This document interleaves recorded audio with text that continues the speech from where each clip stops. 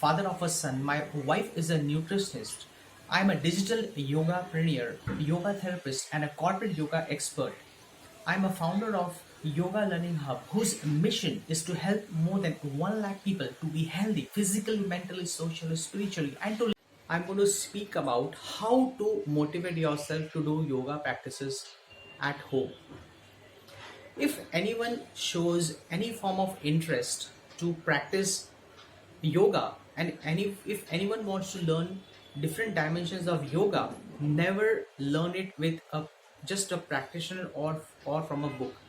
It is totally being irresponsible to do that. When I use the word irresponsible, is it going to harm you? Yes, that can also happen to you. But the point is, even if it harms you, I don't think it's a big thing.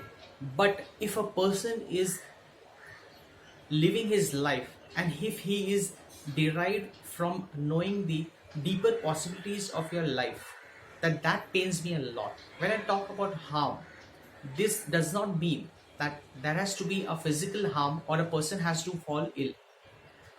If you are being derived to know your own self, that is even a greater harm. Isn't it a terrible harm? Somebody is causing harm to you does not mean that he has to shoot at you.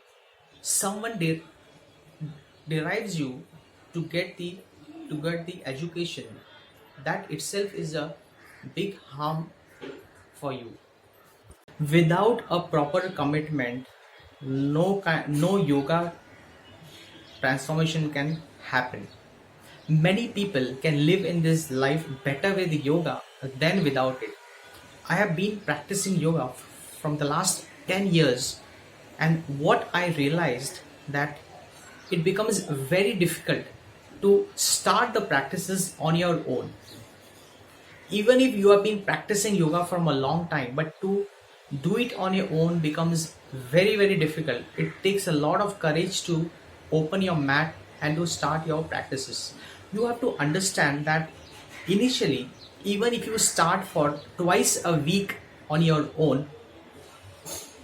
Second point is, some people say that we actually don't remember what to do. See, it's not compulsory that you have to do the advanced postures or you have to do the asanas if you want to do it on your own.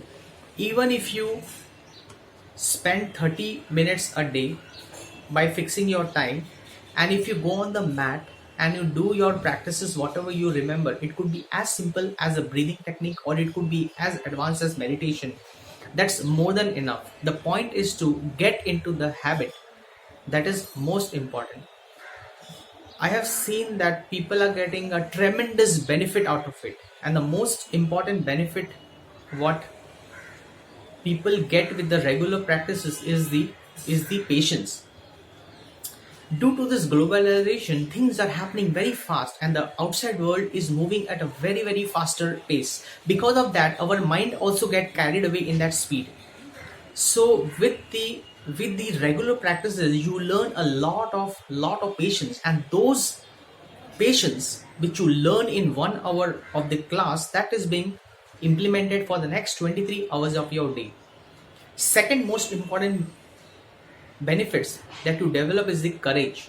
See, whenever anyone is attempting the advanced postures, you have the fear in your mind, okay, whether I'll be able to do it. What if I fall? What if I'm going to be I'm going to be injured? So there is a lot of fear in your mind, and that prevents you from attempting the advanced postures. But if you learn the practices step by step, and once one fine day you reach those advanced postures, you develop a lot of courage in your own mind, and that helps you to take that courage and implement them in your each and every aspects of your life. Third is your flexibility.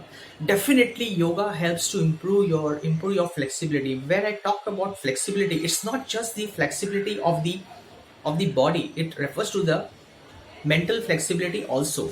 So physical flexibility is where you improve your range of movements of the body.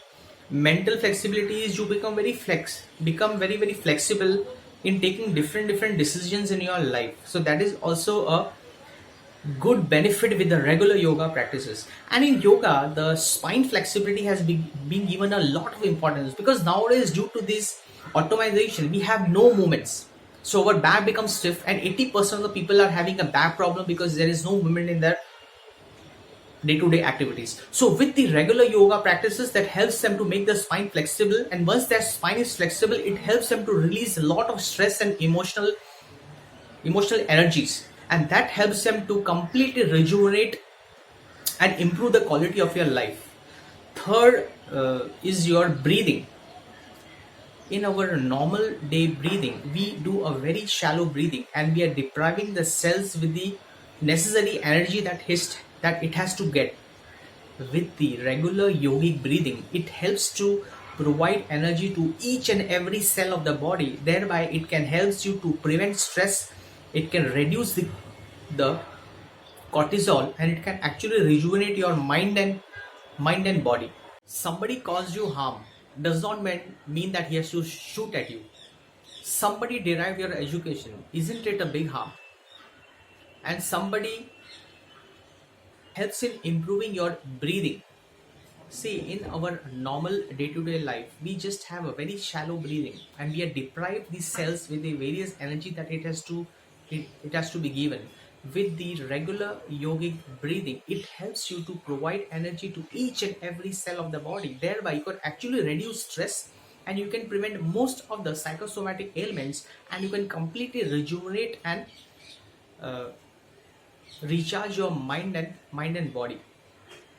So these are some of the few benefits that I have derived. So I request all of you to please do regular practices, and at least devote 30 minutes in the 24 hours for your own self. Thank you.